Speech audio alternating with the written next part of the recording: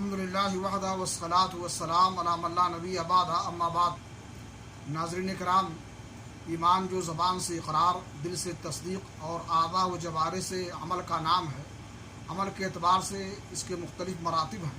صحیح بخاری شریف کی روایت ہے، اللہ کے نبی جناب محمد رسول اللہ صلی اللہ علیہ وسلم نے فرمایا، الایمان بضع و سبعون او ستون شعبہ افضلها قول لا الہ الا اللہ وادناها اماطۃ الاذی عن الطریق والحیاء شعبۃ من الایمان۔ ایمان کی 70 یا 60 سے اوپر شاخیں ہیں، جن میں سب سے افضل لا الہ الا اللہ کا کہنا ہے، اور سب سے ادنا مرتبہ راستے سے تکلیف دہ چیز کو ہٹا دینا ہے، اور حیا بھی ایمان کی ایک شاخ ہے۔ اس میں کوئی شک نہیں کہ توحید سب سے افضل عمل ہے، لا الہ الا اللہ کا اقرار کرنا سب سے بہترین عمل ہے، اور راستے سے تکلیف دہ چیز کو ہٹا دینا بھی باعث اجر ہے۔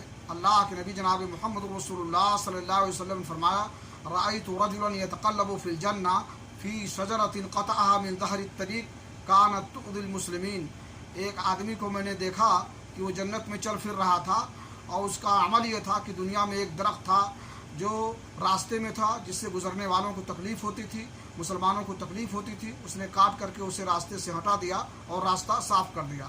اور حیا بھی ایمان کی شاخ ہے اور بہترین چیز ہے، اس لیے کہ انسان کو بھلائی کی طرف راغب کرتی ہے اور برائیوں سے روکتی ہے۔ اللہ رب العالمین سے دعا ہے کہ اللہ تعالیٰ ایمان کی روشنی ہمارے اندر پیدا کرے اور ایمان کو ہمارے دل میں کوٹ کوٹ کر کے بھر دے۔ تقبل یا رب العالمین، وصلی اللہ علی نبینا محمد وعلی آلہ وصحبہ اجمعین۔